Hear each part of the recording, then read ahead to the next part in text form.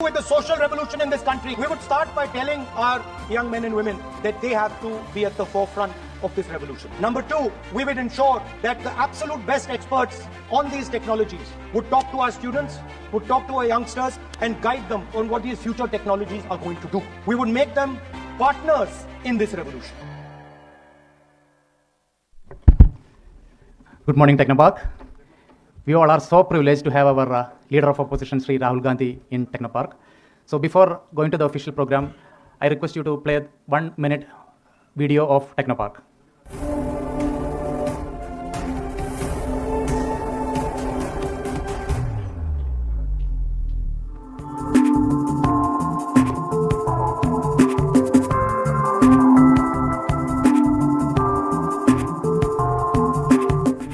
It's not about building a career. It's about forging connections and maintaining a balance that fuels both personal and professional growth. The presence of a well-equipped gym, inviting cafeteria, and various recreational games within Technopark significantly contributes to employee well-being. These provides a much-needed break, promoting relaxation, stress relief, and overall productivity among Technopark's workforce.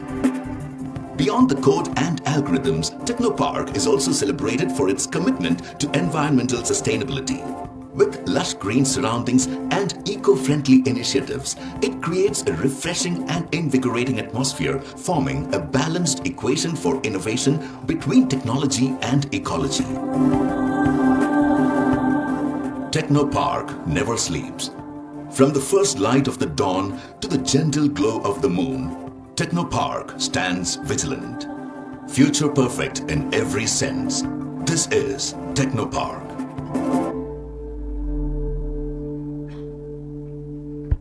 Thank you.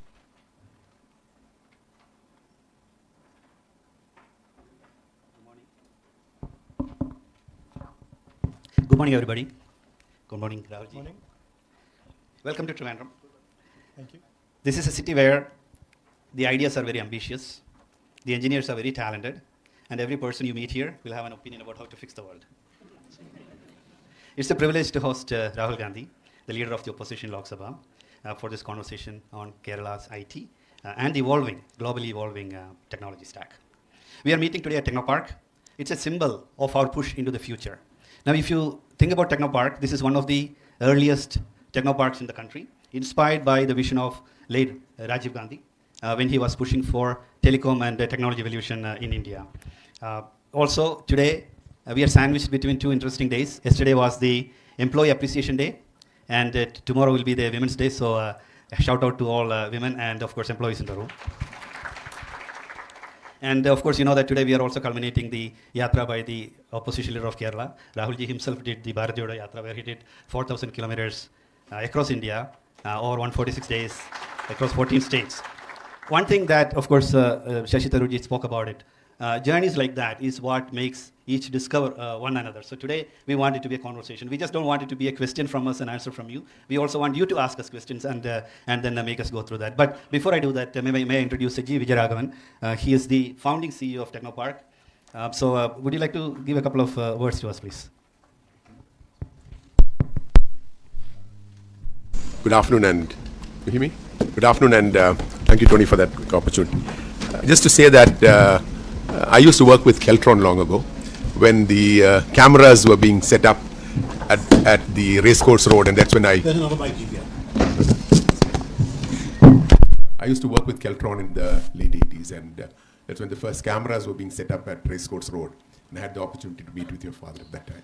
Also, The CCTV ones. Pardon? The CCTV ones. The CCTV ones. They were all installed by Keltron. And then the first major computerization programs of which I was a part of. And then I had the opportunity to become one of the first employees in CDAC, where again we met and had the discussion with Mr. Pitroda and worked very closely with Mr. Pitroda, Dr. Bhatkar and others. In a way, Technopark, if you look at the articles of association of Technopark, is probably the same as of CDAC and CDOT at that time. And the objective was to create a new culture. And probably this is the first technology park, not probably, it is the first technology park in the country, but probably the first technology park which was set up for the purpose of economic development and job creation. Most of the others were with research in a focus. That is what made it different. And the interesting thing, when you walked into this building, you would have seen And I jokingly say on the left, you have the left, which is Mr. Nayanar, who laid the foundation stone. And on the right, you have Mr. Narasimha Rao, Mr. Anthony, Mr. Karnagaran, who came in for the inauguration. So it continued through multiple governments. Today, it is probably the single largest place for investments. If you look at the per square foot of investment in Kerala and foreign investment, employment generation, this is still the largest, not only in the state, probably in the country. Unfortunately, we have most of it done by government and very little of infrastructure done by the private sector, which is a big change that was there. So I had a few other questions, but Tony said no political questions. So I'm not going to ask political questions. I'll probably pass it on to one of them and they can pass it on to you, or if I can meet you later on briefly. Thank you. And Rahulji, I just wanted to ask you, if you were not a politician, if you were not in politics, would you have worked for a company? If so, would it have been a tech company? Or would you have started up something of your own as well? Well, one definition, and the one I'm best known by, is a politician. I actually do many other things. So I find these definitions, oh, you're a politician, you're a technocrat, you're a techie, you're an engineer. I think these are very constricting definitions. But the answer to that, if I wasn't in working for a political organization, I would probably be doing some sort of entrepreneurship, probably in the aerospace world. I'm a pilot, and my father was a pilot, my uncle was a pilot, so we have that little strain. Very interesting. Yeah. We also have a space park now being built in Kerala, so hopefully we'll have some innovations coming there. We have a couple of questions that we have from the audience as well. So we have Vinod Subramaniam here. Actually, I think about it slightly differently. I think that you should be curious about everything, right? And actually,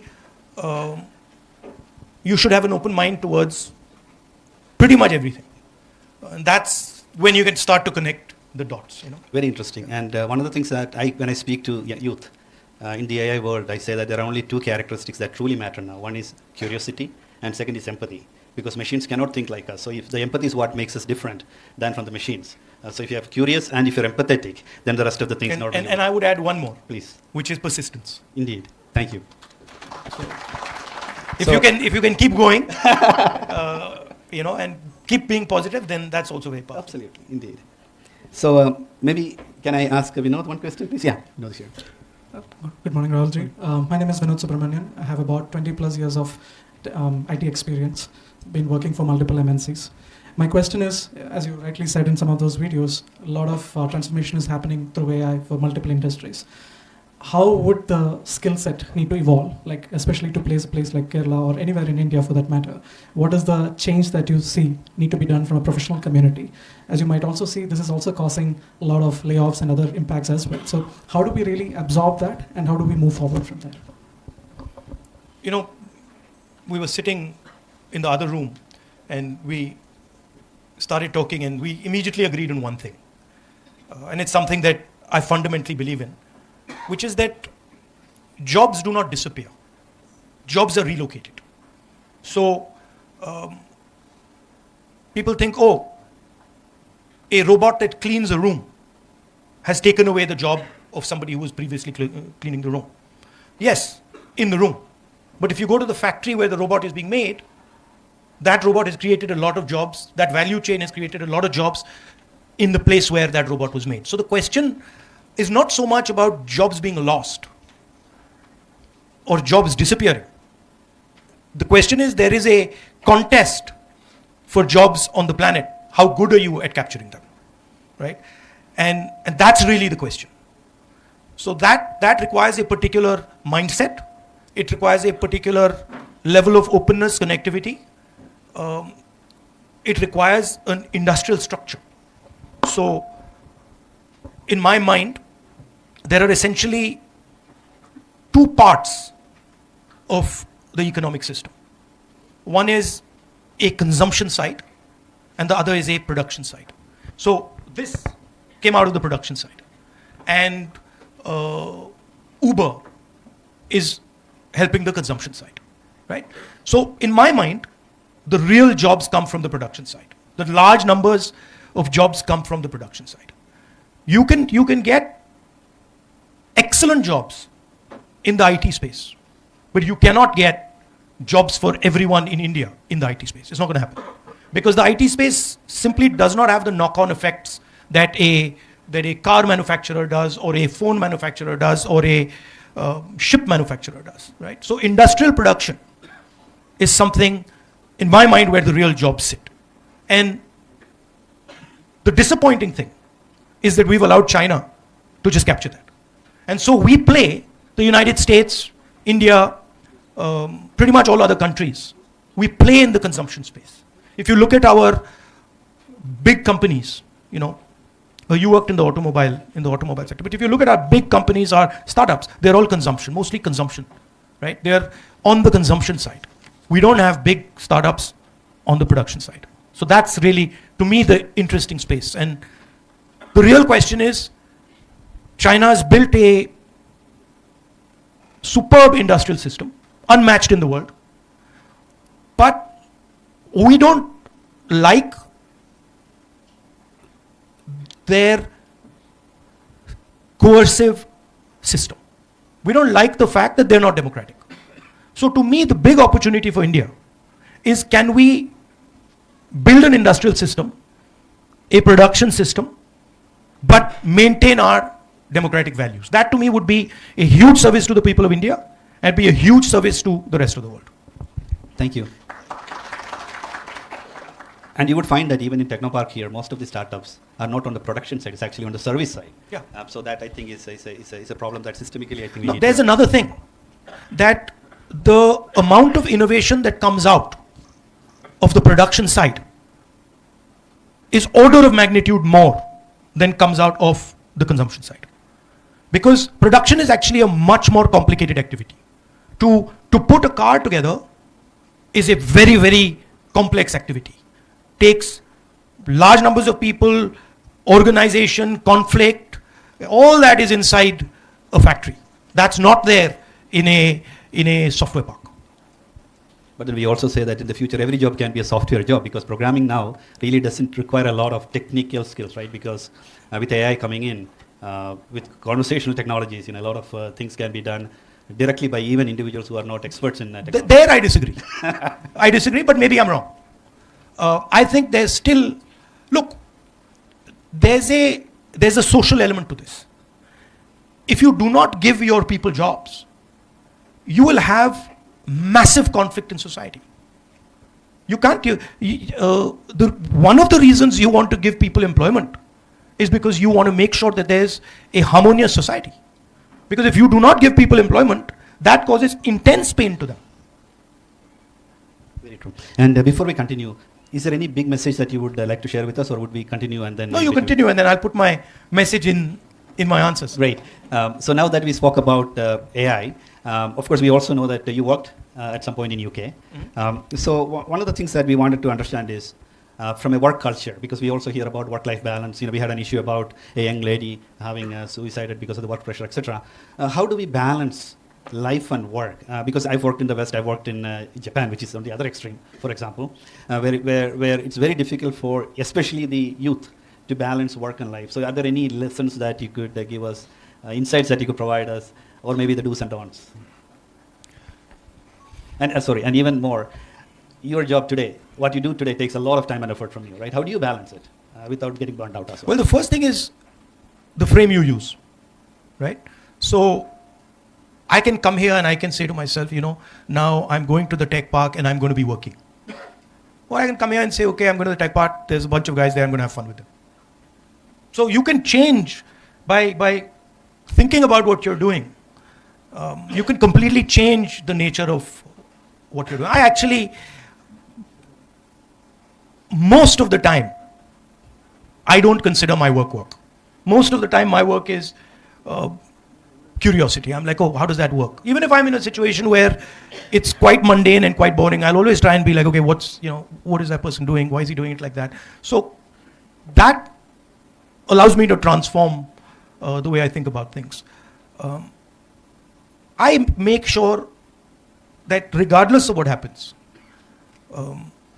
that before I go to sleep, I read a little bit, and even if it's 10 o'clock at night, 11 o'clock at night, midnight, I do some exercise.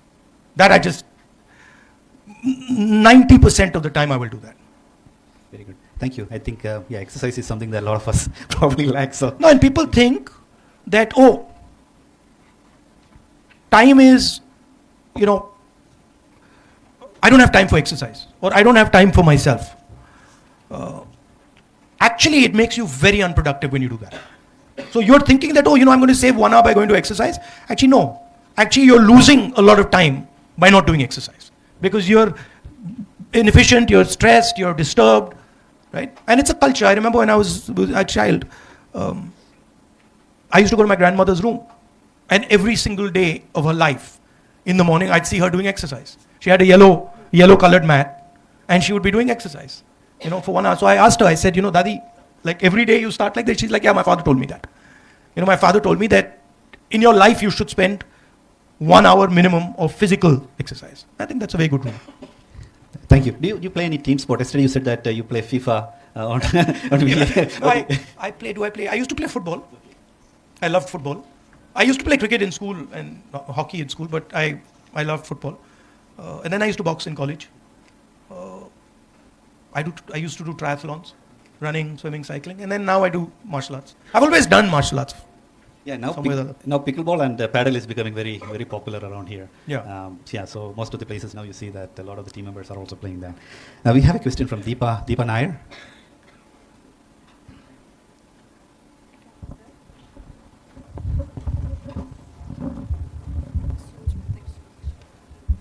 Good afternoon, sir. I'm Deepa, and working as an HR in IT industry for last 15 years. So it's a follow-up question what Vinod have already asked and aligned what already mentioned.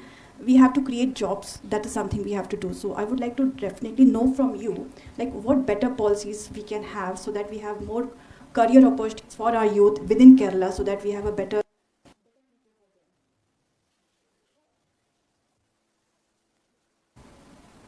Policies have to be made on the back of changes that you're seeing in the world, right? So, for example, 100 years ago, people saw that, oh, there's a movement towards the internal combustion engine, right? The internal combustion engine and petrol fundamentally shaped the last 100 years of the planet, right? If you were not part of that system, you were not part of modernity. You could not be, right? And our current superpower, was built on that. So if you go into the details of how did America actually become powerful, or how did Britain before that actually become powerful, you find that they became powerful by controlling mobility. Right? The British controlled the steam engine and coal. They built a navy. They controlled the trade routes. And the Americans did the same with petrol. And now the single biggest change that is taking place is that idea is being challenged. The way we move is fundamentally being questioned and changed. So the technical people here would understand what I'm saying. An internal combustion engine essentially is up and down movement of the piston. And you have to transform that up and down movement into circular motion. And your fuel is in the fuel tank. Now, something fundamental is happening, which is that we are moving to a world of circular motion. We are moving to the world of the electric motor. Everybody says, oh, there are drones, there are electric cars, there are electric trains, there are medical instruments. If you go into detail of what they actually are, they are essentially built on the same architecture. An electric motor is running a drone. It has a battery attached to it. EV is essentially a number of electric motors with batteries attached to it. What you see in pretty much everywhere where things are moving, the electric motor is somewhere and a battery is somewhere. The only difference between this and a drone is electric motors. This has a battery, this has a camera, right? if you were to, the drone is essentially this with mobility on it. So that to me is where the real powerful things are going to happen. If you go to Ukraine and you look at what is going on in the battlefield, you'll find that circular motion, the drone, is completely decimating the internal combustion engine. If you even look, for example, at what is going on now in Iran, you will see that we are moving, the military power is moving towards the battery, optics, and the electric motor. And who dominates these technologies? Not India, not America, not Europe, China. And that for us is a huge problem, because we are the only people who can make that transition. We are the only people who have the scale to make that transition. I think that the United States and Europe, as far as circular mobility is concerned, cannot compete with the United States, with China anymore. But I think that given the right policies, given the right vision, India can compete with the Chinese on electric mobility, circular motion. There are three technologies that are at the core of this, right? There is the camera, there is the electric motor, there is the battery, and then there is the software that brings them together. To me, this is the space where India has to focus and compete.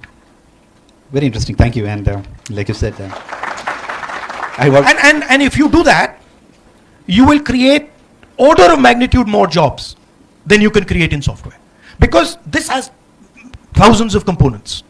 This is not one factory that produces this. This is thousands and thousands of factories, connected factories that are producing this. So I want India to be there. I want India to be sitting. I want the Chinese to look and say, who the hell are these guys? Where have they come from?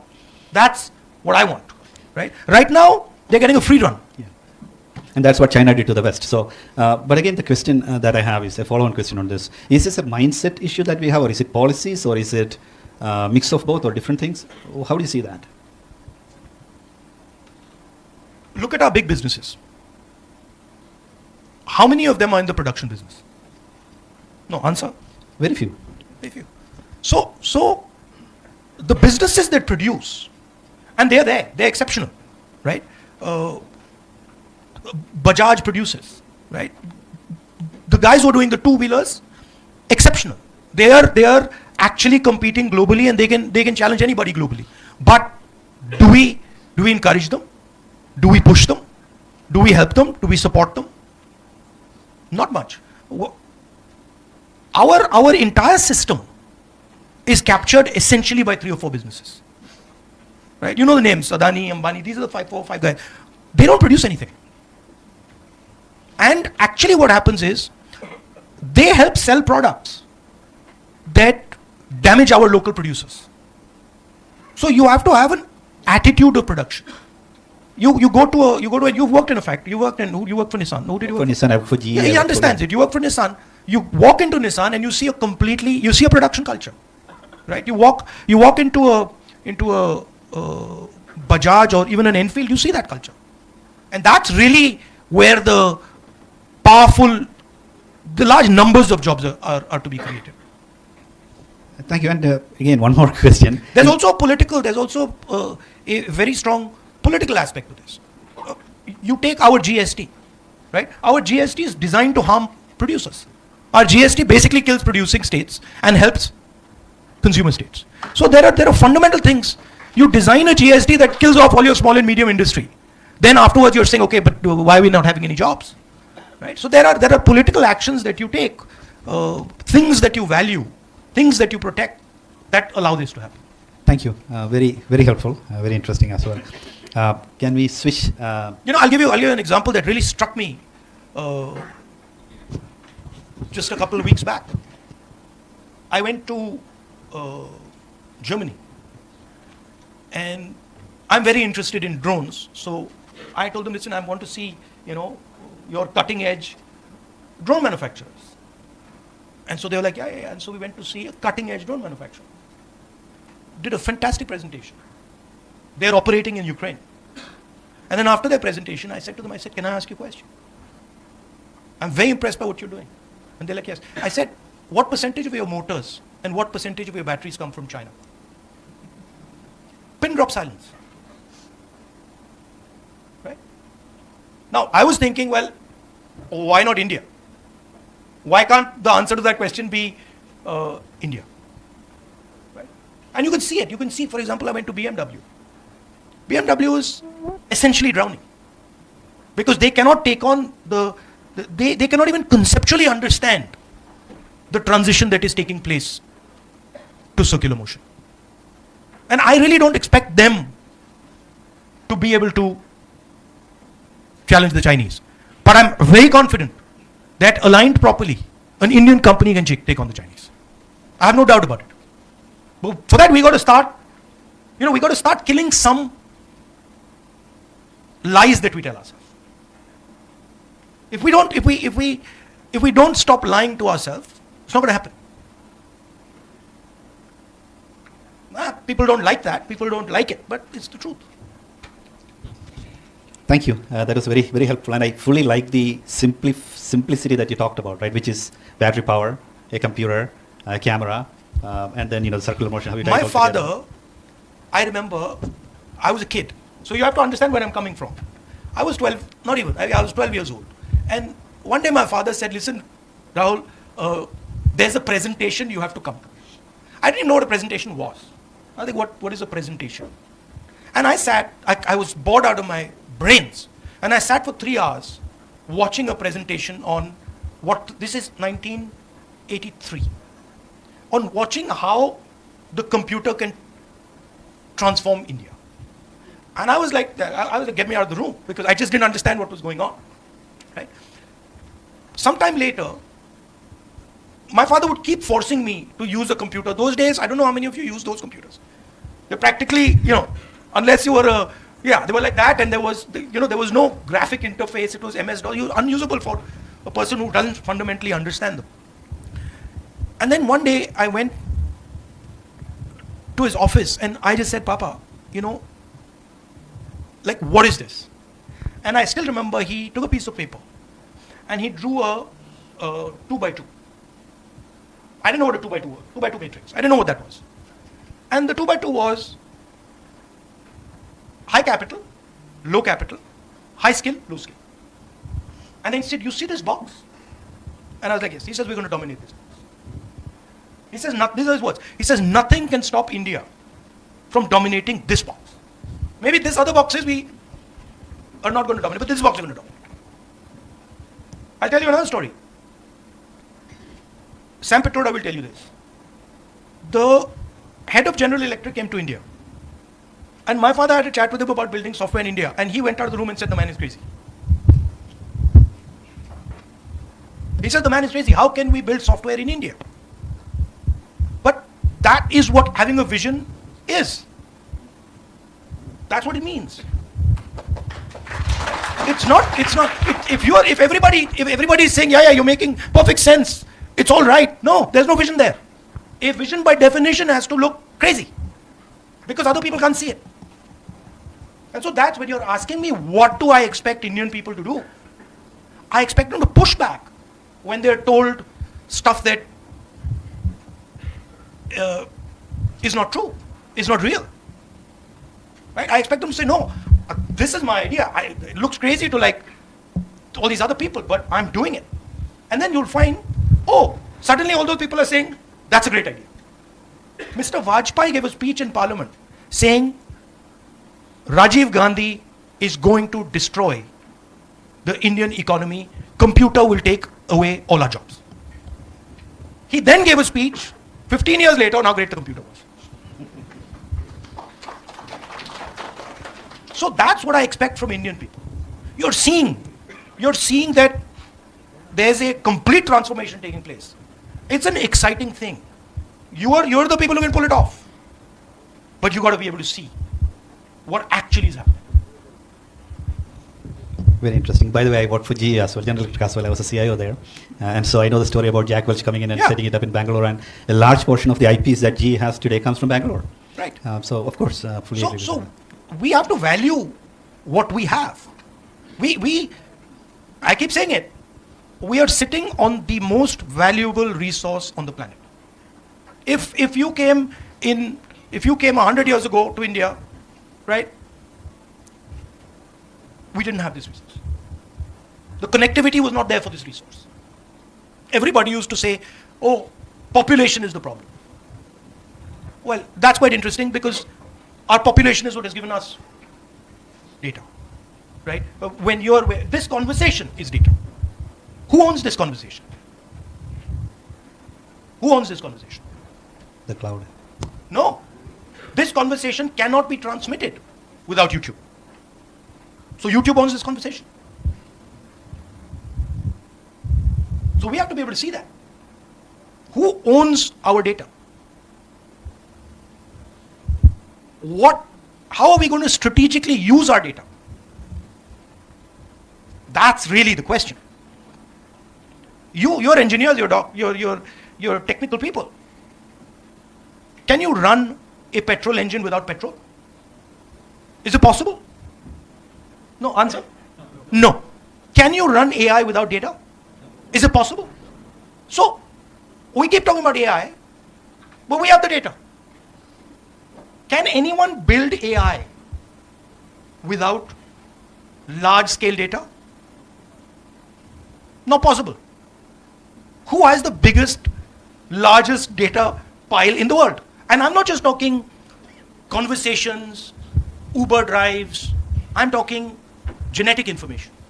I'm talking medical information. Do you realize the value of the data of our medical information, of our genetic information? Entire medicine of the future is going to be built on it. So those are the hard questions. We have an AI summit. We don't have a data summit. Nobody is saying, listen, it's literally like Saudi Arabia turning around and having a summit on the petrol engine. It's like that. And then nobody in Saudi Arabia is saying, listen guys, we got the biggest oil reserves in the world. Please understand what has happened. The US deal that has been signed by the Indian government is essentially handing over our data to the United States. Nobody said, except me, nobody said a word. It's mind-blowing. You imagine if you went to, Russia, and Russia handed over their entire oil supply to the United States, what would happen? They were shouting and screaming. Not a peep in India. It's quite surprising to me. I like the focus on data, being a CIO. Of course. Thank you. I think Srikumar is here, the GTech. Yeah. You agree with me? Yeah.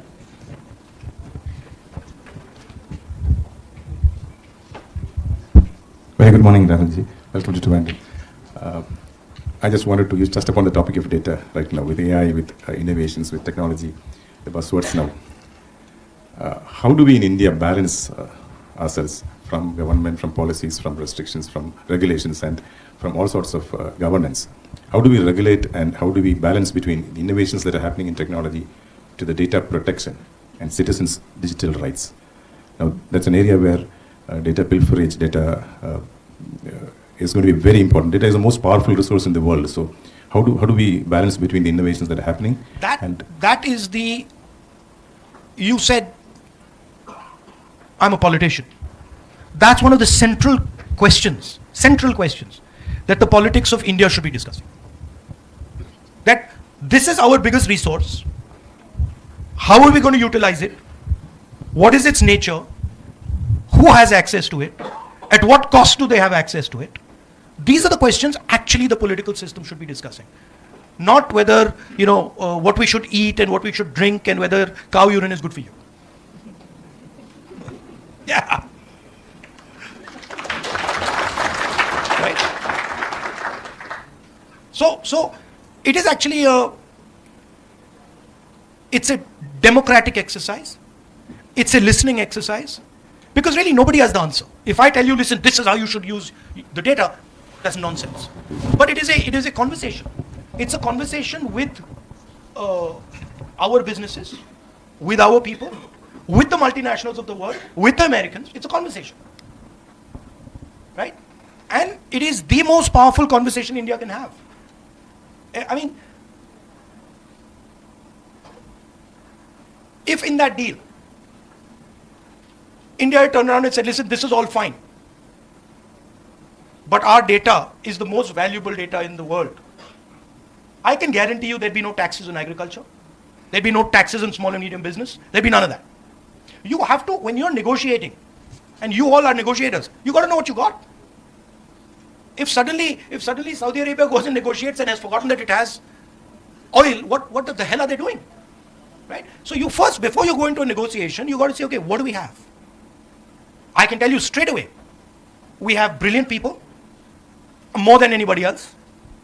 We have huge diversity, so we can understand many different things from many different angles. We have the largest pile of data on this planet. We have the best engineering talent. We have the best medical talent. Kerala produces the best nurses. Now come and negotiate with me. Don't come and negotiate with me without having a clear understanding of what I got on my side. That's how it should be done.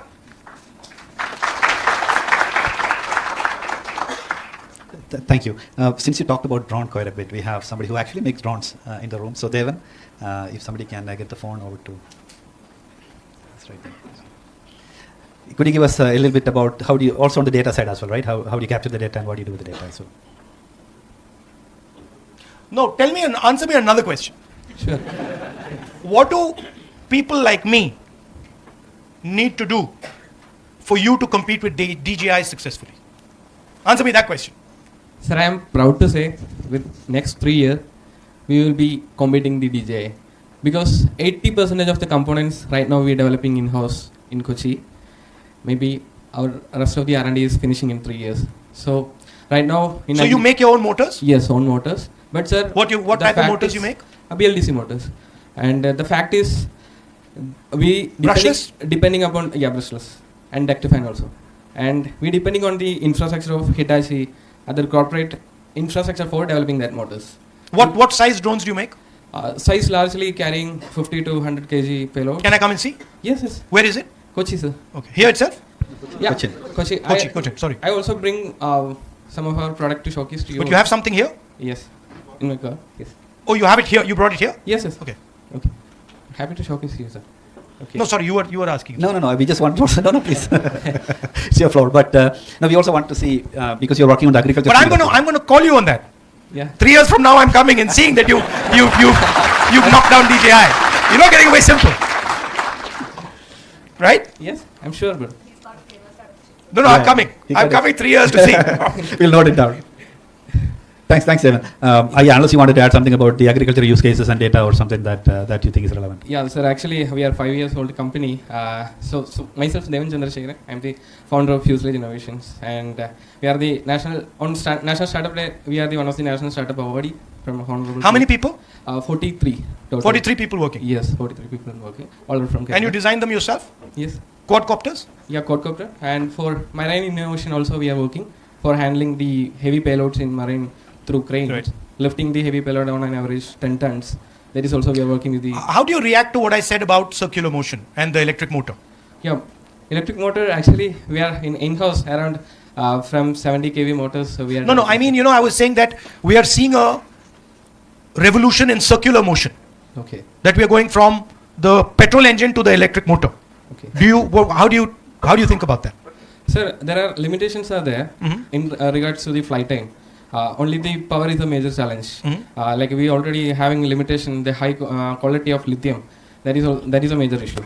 But we are working for the lithium with the phosphorus for getting the most higher flight time. Once it is done, we can replace the engine with the battery. Do you think electric vehicles will replace internal combustion engine vehicles?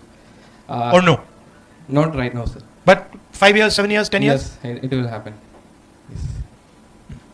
Thank you, Devan. That is very informative. Really appreciate that. We have a question from Vinita.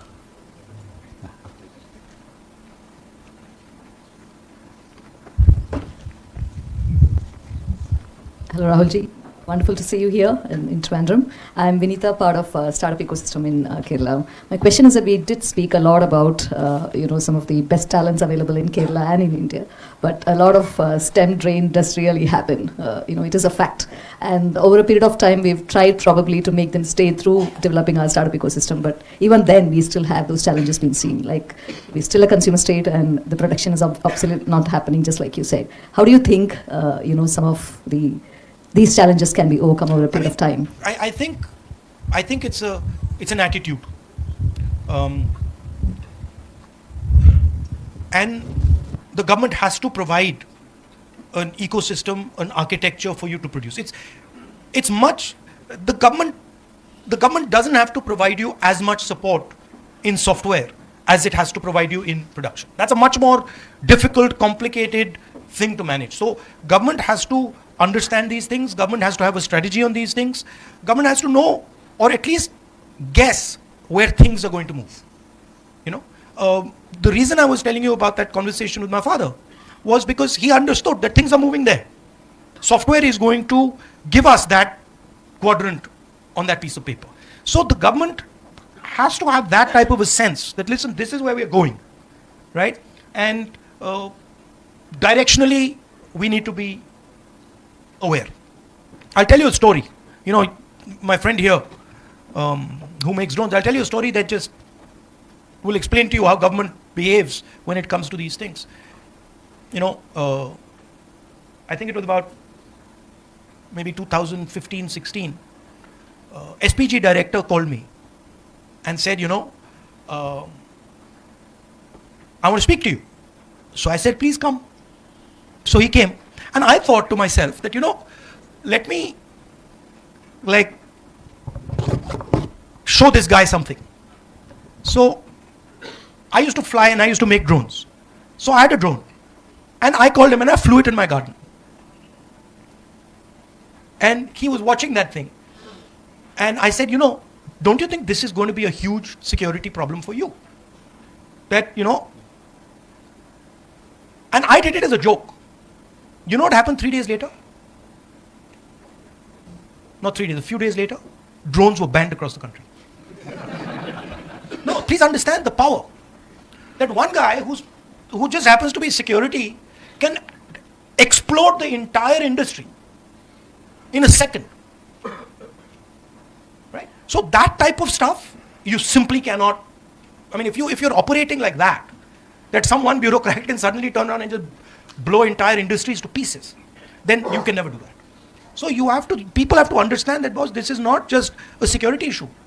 This is a billions of dollar industry. And fine, it's a security problem, but we got to deal with the security problem. We don't kill the goose. Right? So government has to allow these conversations. Now, government frankly doesn't understand what you understand. So the conversation has to be with you, not with some government bureaucrats who are just talking to each other. It's got to be strategic. It's got to be give and take. We'll give you this, but we want this. Right? So, and you've got to think about it on large scale changes.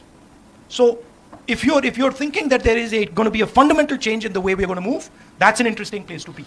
If you're thinking there's going to be a fundamental change in the way medicine works, that's an interesting place to be. Right? So, and then you make 3 or 4 bets and you say we're going to bet on this. And then maybe one will not work or 2 will not work, 1 will work. IT worked. Other bets at that time didn't actually work. One doesn't really hear about them, but there were multiple bets that were made. And you also talked about, of course, a curiosity, second interactions that piqued your interest in certain things. One of the things that we find also is the education, right? Because right from the very early education, it's more about memorizing things rather than learning, understanding, and discovering. And later, as you come into higher education, also we see the same kind of issues here. So do you really see that it's not just about the policies of the government, it's not just about the individual, but it's also about how we are trained, because we are inherently being constrained from that curiosity? Look, that's one side of it. So I've studied in the United States, I've studied in England, I've worked in Europe, in England, and I work in India, I've studied in India. There are huge advantages to our system. Huge advantages to our system. But we don't actually play on those advantages. So there are huge advantages to our system, there are huge advantages to our way of thinking. but we don't actually develop them, right? The Indian mind can manage complexity like no other mind. There's no American mind that can manage the level of complexity that an Indian mind can manage. You know, literally, without any question, right? The number of equations that an Indian mind can juggle is beyond, you know. I mean, you could, for example, walk into this room and say, listen to somebody, listen, can you, rank all these people? And they'll give you an answer. Literally, they'll give you an answer, right? So there is huge strength to our system. Our system is much better at managing the internal space. Much better, right? The Western world literally collapses because they cannot manage internal space. They're very good at organizing outside, right? They can organize everything nicely. Inside they can't organize. We might not be so good at organizing outside. We can organize inside beautifully. Look at our greatest leaders. I went to see Narayana Guruji's ashram today, right? What was he doing? He was organizing the inside. He was teaching you how to organize your own internal structure. Look at anybody who's successful in India. Look at Mahatma Gandhi. You read Mahatma Gandhi. He's literally telling you this is how you should organize yourself. Right? So we have a lot to give to other people. I like to say it. China likes to say they have never been colonized. They love saying that. Well, we colonized them. Buddhism colonized the Chinese. It went from here. So their entire philosophical structure comes from Bihar. Right? So I am not one who says, look, that system is better. There are things over there that are good, and we should take them. But there are things over here that are excellent, and we should use them, and we should also give them. Indeed, if you drive on the Indian roads, you can do pretty much anything nowadays. Managing chaos. Indeed, absolutely. It's actually leading through uncertainties is what, as leaders, we always teach our employees, right? Because on a normal day, you don't need to lead, you don't need to manage. But crisis is when you really need to step up. We are inherently good at that. No, and the other thing is that in India, this is something strange. But in India, the guys who are actually really, really good, they're almost hidden. You don't see them. They're somewhere hidden, back in the back. And those are the guys that are running the backbone. Right? And then there's a fancy guy over there, and you're like, yeah. But then you're like, okay, so who actually? I went to I shouldn't say actually. But sometime back, I went to a factory, right? And chatting to the guy in charge, excellent. And then he says to me, yeah, but this is the guy who runs the thing, right? And then the depth of understanding he had was, A class. But not given maybe the respect that he should have. Not given the remuneration that he should have. Thank you. We have a question from Reshma Assis.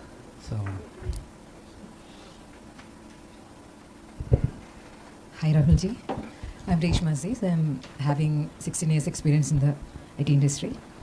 So tech employees often face challenges with long working hours, insecure policies, contractual insecurities. So should there be a better policy? Should there be stronger policy to secure them? That's the simplest question. Yes, they should. You couldn't give me a... Yeah, they should. Absolutely should. You let me off really easy there. Do you have any suggestions? No. I suggest to have stronger policies to support the employees. And what about from the women's side? Is there something that we can do that would improve your situation?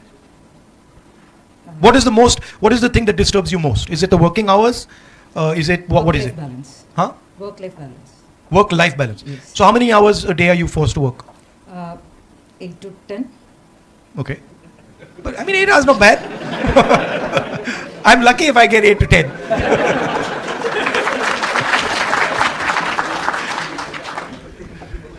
So there are a lot of employees working for long hours. Yeah. Work-life balance is one of the things. And what do you do with your non-work time? Like how do you spend your non-work time? So do you have like a hobby? Do you have children? How do you do that? Yeah, I have a company of my own. I'll work in that, then I'll manage the family. And what does the company do?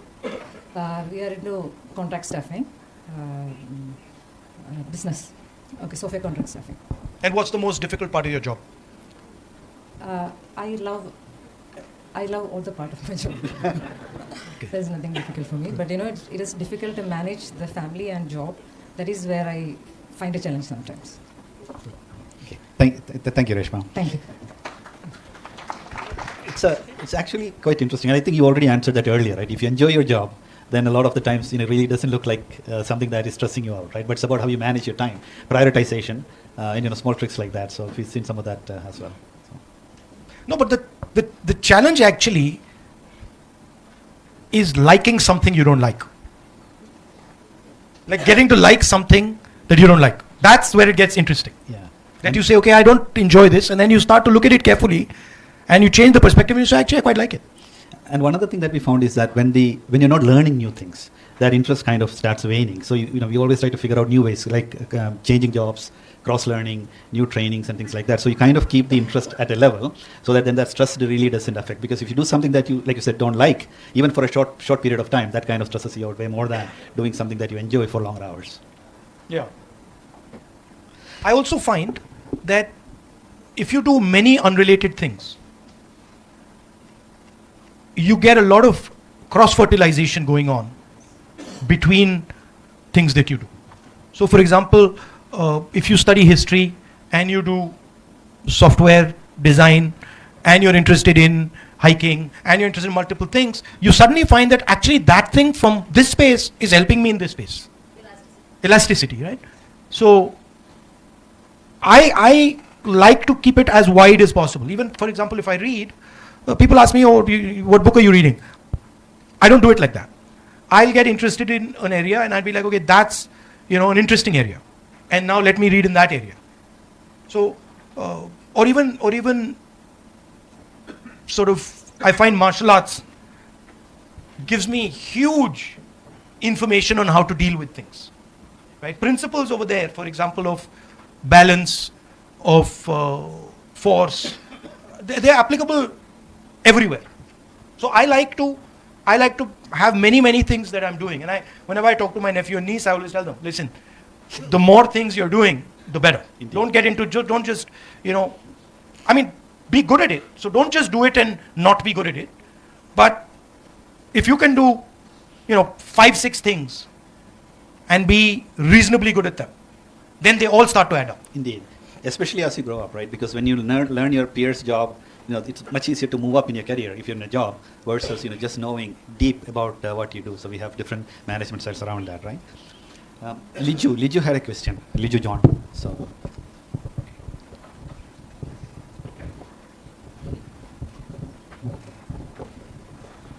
Hi Rahulji. Hello. Good afternoon. My name is Liju. So my question is a little bit apart from the tech world. So we have seen you have ride KTM Duke, Royal Enfield. So my question is it really your personal passion, or you got some spirit from your Bharat Jodo Yatra? And the last thing I always, I'm curious. So I always like to travel around, meet people, look at things, understand how things work. That's just my nature is like that. And so I used to do cycling actually, long distance cycling. But nowadays long distance cycling not possible for me because my security people it becomes ridiculous, right? If you're cycling and then you have these escort cars and it just doesn't work. So I can't do that. And so I like the idea of 2 wheels. And I don't really care what bike I'm riding. I like the sense of riding a 2-wheeler. I'm perfectly happy riding, a scooter in some situations or a motorcycle in other situations. If you're asking me what motorcycle I think is good. Yeah, that was my last question. You get a high on a specific. No, I don't get into high. The high is when you're 25. At my age, high kills you on a motorcycle. So I don't do the high thing. I quite like the KTM. That was my last question. Which one you prefer to ride that? I like the KTM, but I prefer the KTM to the Enfield. Let's put it like that. Okay. I have an Enfield. My son has a KTM, so we have this argument at home all the time. So I think he won out. There's a good 450 BMW that is coming out. I think that will be a good bike. but it's expensive. That reminds me. I know that you were in Germany with BMW, etc. Of course, all these things are changing, right? Even with AI coming in, new technologies coming in. Have you ever ridden an autonomous car? Have you been in a car without a driver? No, but I have a remote control car. I have it in my house and I use it to drive my dogs crazy. I make my dogs exercise with it, but it's a little thing. I've been doing remote control stuff since I was a little child. So my father and me built our first little remote control plane together. So I'm deeply into that side of the world. How many dogs do you have? I think PD is one of them, right? No, he died. Oh, yeah. Yeah, he died, poor guy. I have 4. Wow. They're brothers. Wow. Yeah, we have one. We have a lab, Sancho. And he runs the house. We just living in the house. Yeah, it's true. my guys are they're quite naughty. Yeah. Something to look forward to, right? Going back home. Yeah. So no, I think one of my favorite lines of Mahatma Gandhi, and I really resonate with that, is that something to the effect of, a people or a country that does not respect animals and respect all forms of life has a long way to go. So I don't restrict kindness to human beings. I think one should be kind and gentle to all beings. So that in fact, as I become more experienced in politics, I think in life also, you have to start making some basic rules for yourself. When you're young, the rules can be 5, 7, 10 rules, and then slowly you find that now I'm centering down to 1 or 2 rules. And so I find that in my life and in my politics, the 2 rules that they are becoming my central rules more and more are, as you said, non-violence and compassion towards other people, understanding other people, and truth. So I find it very uncomfortable. In my job, I was told when I started, and many of my politician friends used to come and tell me that, listen, truth and politics don't go together. I was always told that. I've heard that too. And I am out to prove that it does. I hope you win. I hope you're successful. No, it doesn't. I mean, it doesn't matter. It's a framework I use, and it works for me fantastically. I mean, it literally works for me in ways that I never ever imagined. One thing that again I find politics in India is we tend to put people in boxes, stereotypes, and then we don't really think across lines on ideas and thoughts. Right? It's about who said it versus what is being said. It's quite a bit of that I find quite. In India, one of the weaknesses of our system is that we box everybody. Right? We love to create. Oh, she's a woman. Oh, he's so and so. Oh, and we like to create that box. But people are not in boxes. People are. I mean, you cannot fit a person into a box. So. I know we're running out of time. Rahulji has been very nice with us. So what I will do is we'll have one more audience question, and then probably we'll wrap up unless, of course, we want to have more. So we have a question from Ganesh Kumar, IBM. Yeah, that's there. So.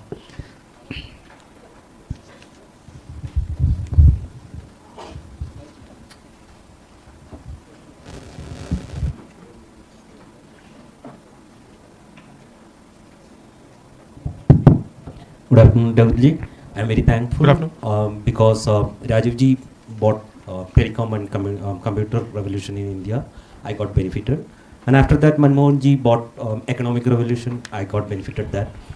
So if you have given an option to choose a technology or a mission, like a digital payment or something like that, what would you choose for? What would you choose? I mean, broadly, I answered the question. I would be thinking about new mobility. And new mobility not just restricted to cars or drones, new mobility across the board. And I would think about setting up India as a dominant force in that new mobility. So new mobility would include drones, it would include railways, it would include EVs, it would include Hyperloops. It would include anything that moves in the way we are going to move in the 21st century. That's what I would think about. Of course, embedded in that is software, right? Because that requires software for a drone to work. You need software. For an EV to work, you need software. So that is a part of the ecosystem.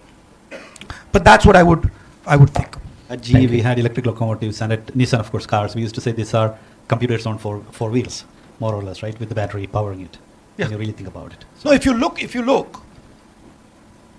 you take batteries, optics, and motors, it's everything, right? I mean, as I said before, this is just a drone without motors, right? And so to me, that's a really interesting place. But I would add a component to it, which is that do it harmoniously.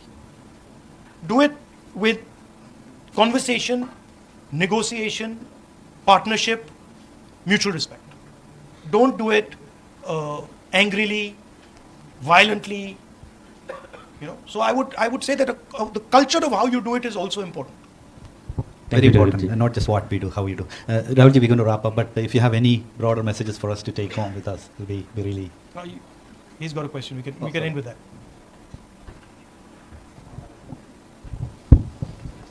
Good afternoon, Rahulji. My name is Pius Varghese. I have a question. We have got independence in the year 1947. Today we are in 2026. It's almost 80 years. So most of the politicians, BJP, Congress, many came over and ruled the country.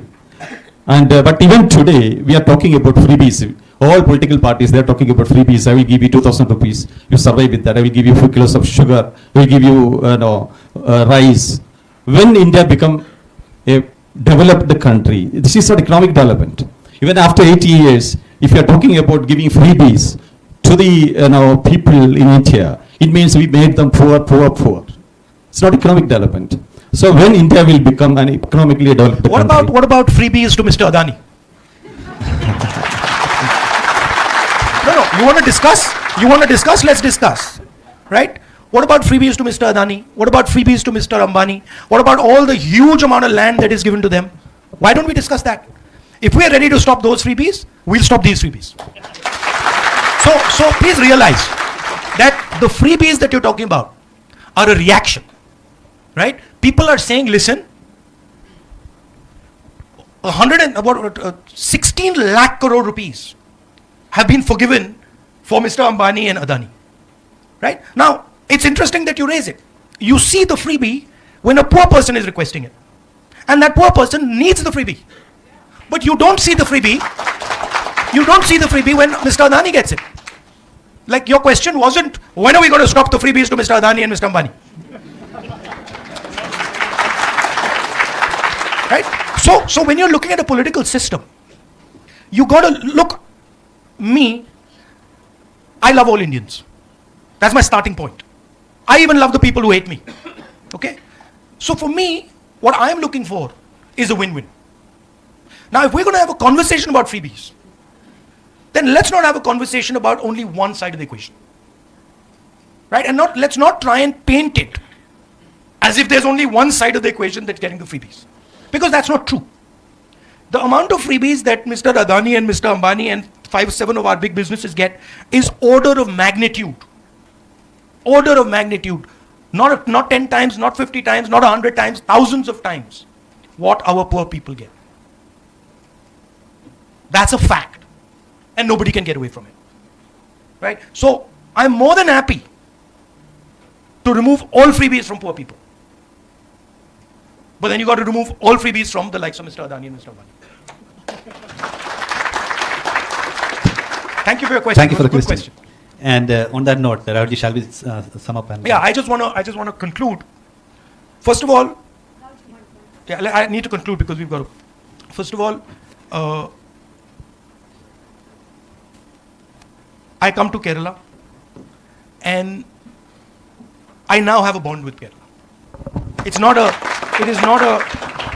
Kerala loves you too. No, I'm serious. See, you don't understand the depth of it. I'll tell you why. And I feel this, right? Because when I was under vicious attack, the most vicious, unfair attack, Kerala embraced me. That I'm not going to forget. That I cannot forget ever. Many people embraced me, but Kerala embraced me. Right? So, that's the first thing. The second thing is that I've learned a lot from you. I've learned about respecting people, about respecting other cultures, about being affectionate to people, about even how you do your politics, how you run your hospitals, how you do even your political meetings. I've learned a lot from you. So I have a debt of gratitude towards you. I'm a debtor to the people of Kerala.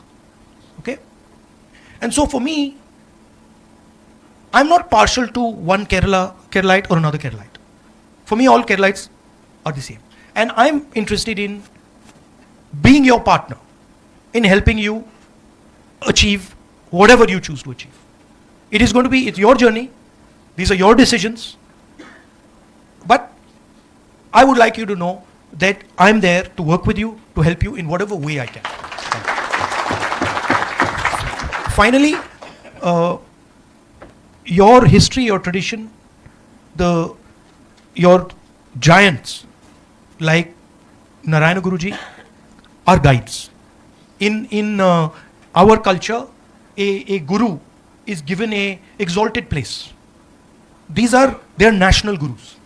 They teach our country the direction in which we should be going. Their ideas, of course, are embedded in our constitution and are embedded in our democracy, but they are like lighthouses that, this is where we should be going. And that, when I speak of a Narayana Guru, he is actually a person, but he reflects the spirit of Kerala. He only became Narayana Guru because he reflected the spirit of the people. The rebellious spirit. Yeah. And he only became what he became because he expressed your spirit. And I want that the people of Kerala, young, old, male, female, poor, rich, always express freely and openly the spirit of Kerala. Thank you very much, and really appreciate. Thank you for inviting me here. It's an honor and a pleasure. I had a very nice time.